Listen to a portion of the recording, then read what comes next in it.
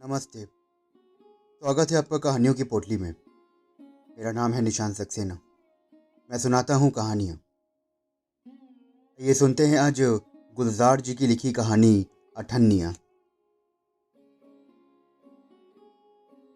चंदू तीसरी जमात से जो भागा तो सीधा बम्बई आके ही दम लिया। ये बात और है कि आज वो मिनिस्टर साहब के बंगले पर नौकरी करता है, लेकिन उसे याद है सब। 3 दिन तक जागने के बाद में जब पहली बार भाई खला के फुटपाथ पर सोया था तो आधी रात को हवलदार ने ठुड्डे से जगाकर पूछा था, क्यों भाई, कौन सी यूपी से आया है? जी फैजाबाद से। अच्छा, चल निकाल अठन्नी। फुटपाथ पे मुफ्त पे नहीं सोने का क्या? नंदू को लगा कि जैसे उसने किसी फिल्म में देखा है। वहां भी क्या बोल के ही बात करता था। ऐसे नहीं है मेरे पास, इसीलिए तो शहर आया हूँ। ये शहर नहीं है, मुंबई है क्या? महानगर बोलते हैं इसको। चल निकाल अठन्नी। पास पड़े झुमरू की आँख खुल गई।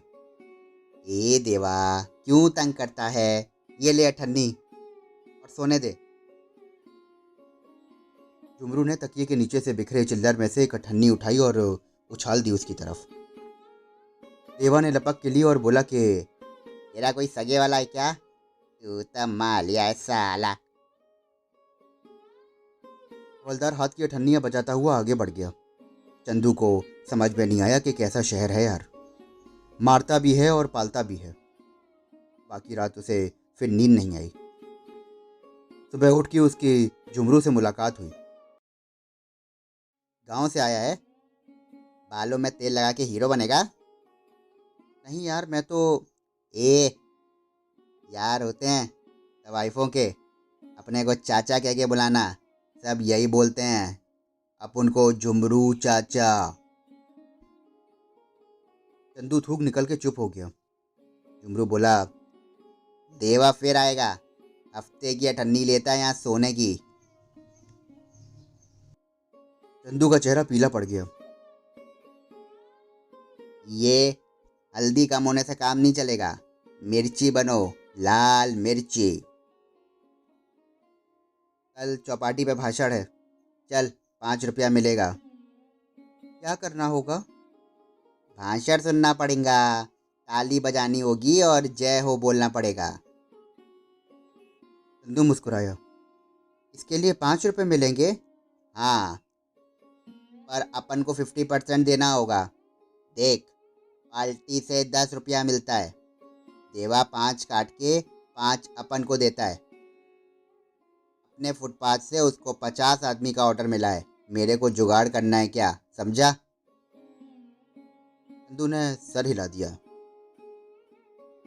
ओ, मराठी का पहला शब्द उसने सीख लिया था। एक बार फिर चंदू को वही लगा।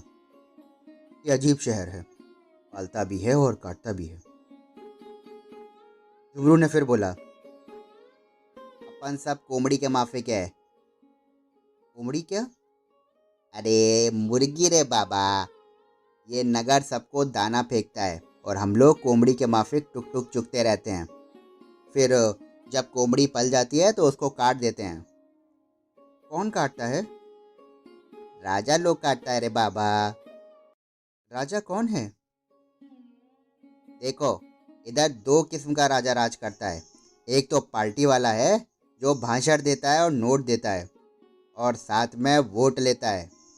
दूसरा गोली चाकू चलाने वाला है, माल देता है, जान देता है। कभी जान लेता है तो माल देता है।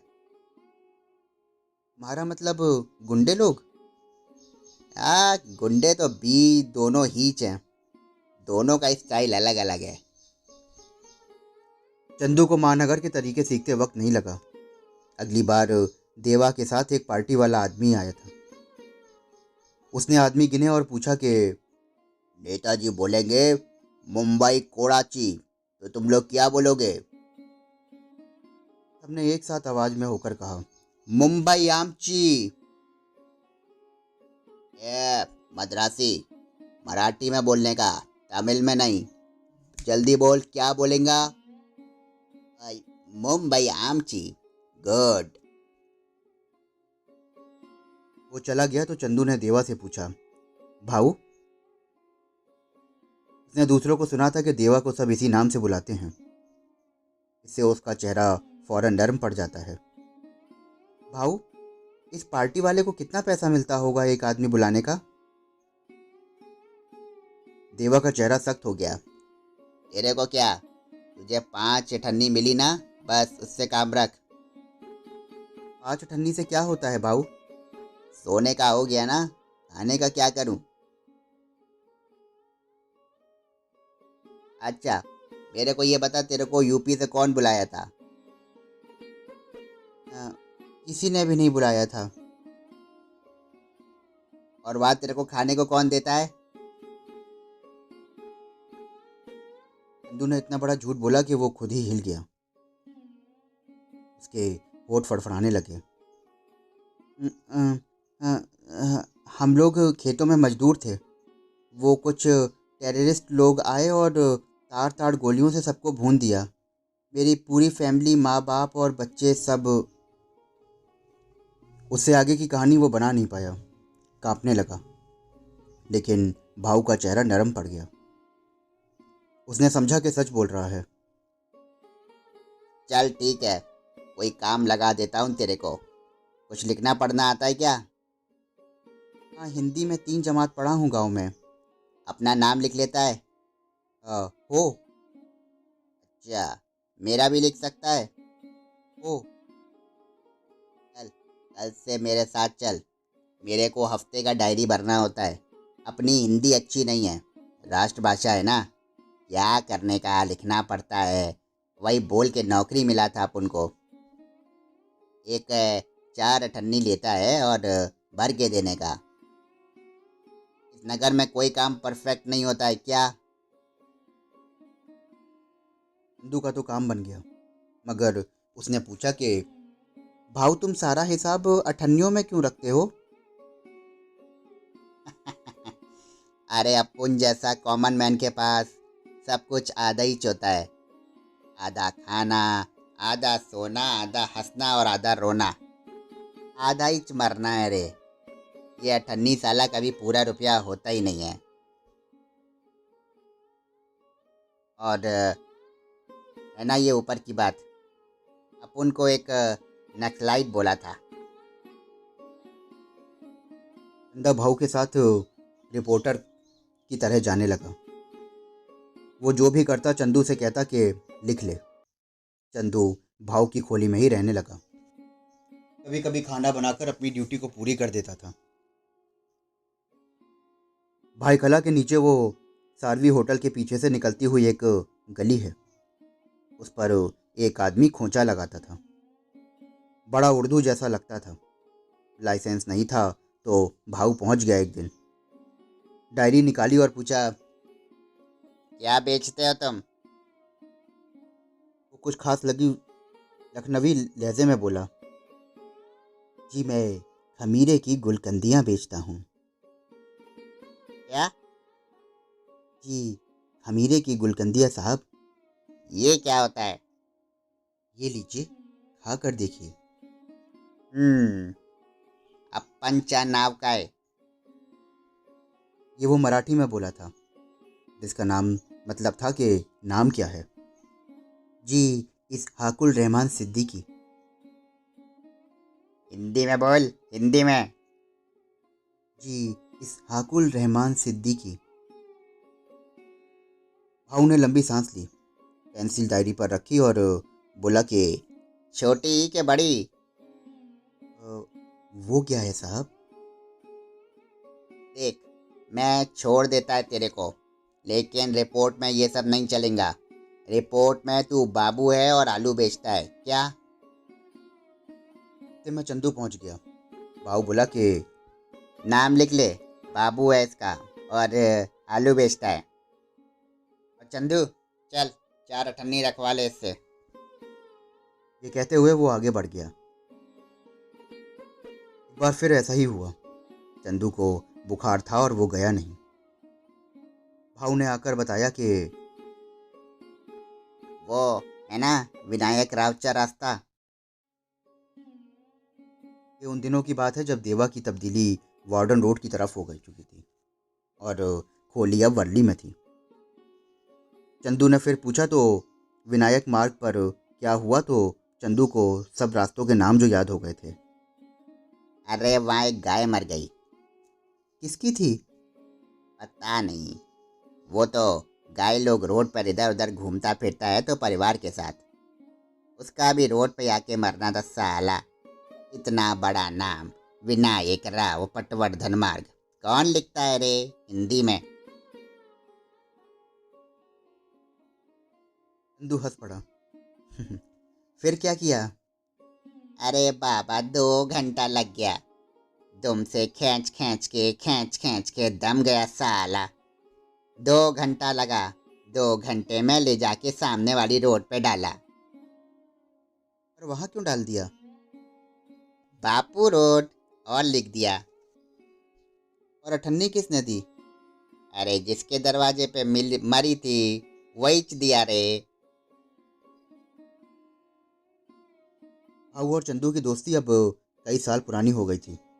इस बीच में भाऊ ने कई जगह उसे काम पे लगाया और कई जगह छुड़ाया, और फिर एक बार एक पार्टी वाले से कह के एक मिनिस्टर के इधर चौकीदार लगवा दिया। चंदू अब पूरा मुंबई वाला बन चुका था। मिनिस्टर साहब को बहुत भरोसा था उस पर। अपने निजी काम भी उसी को दे देते थे, ब्रीफ केस पहुंचाना और ब्रीफ केस लाना अब उसी का काम था। अब उसने अठन्नियाँ गिनना छोड़ दिया था, लेकिन बीच बीच में अठन्नियों का लेन देन चलता रहता। एक दिन बड़ा धमाका हुआ बंगले पर। मिनिस्टर साहब दफ्तर में थे और चौंक कर खड़े हो गए। उनके साथ ही धार से चंदू आके गिरा फर्श पर। उसके पीछे बंदूक वाला AK-47 लिए खड़ा था। क्या क्या है ये? चंदू, इसे अंदर क्यों आने दिया? साहब, मैंने नहीं अंदर आने दिया, ये मुझे लेके अंदर आ गया। वो लड़खड़ाता हुआ खड़ा हुआ और बंदूक की नोक पर। कौन हो भाई? तुम्हें क्या लगता है? तुम तो कोई टेररिस्ट लगते हो भाई। वहीं टेररिस्ट मुस्कुराया और मिनिस्टर भी मुस्कुराया। इसे क्यों पकड़ रखा है? ये मेरा हॉस्टेज है। मिनिस्टर ने भी मजाक किया। मेरा भी वही है, हॉस्टेज। कब से?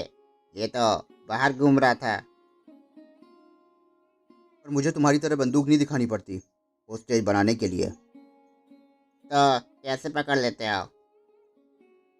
पहले नोट से और फिर वोट से, 5 साल के लिए। और फिर?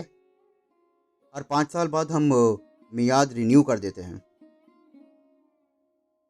टेररिस्ट ने पैतरा बदला और बंदूक संभाली और बोला कि ये ली और लाइसेंस का सिस्टम अब नहीं चलेगा। तो क्या चलेगा? किसी से पूछो, तुम्हारे बीच यही कॉमन है, कॉमन मैन।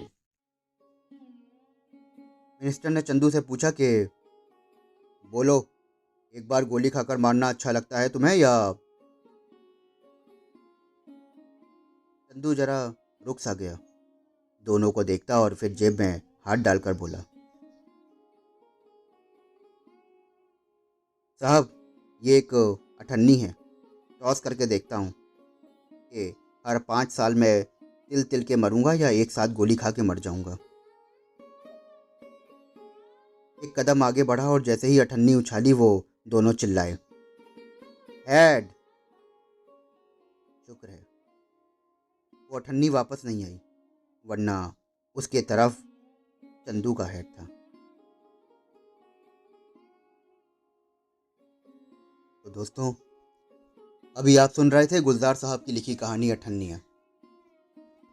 आशा करता हूँ कि आपको ये कहानी बेहद पसंद आई होगी। अगर आप कहानियाँ सुनने का शौक़ रखते हैं और ऐसी और कहानियाँ सुनना चाहते हैं तो मेरे चैनल को फॉलो करिए, सब्सक्राइब करिए। मैं फिर मिलूँगा आपसे एक और कहानी के साथ।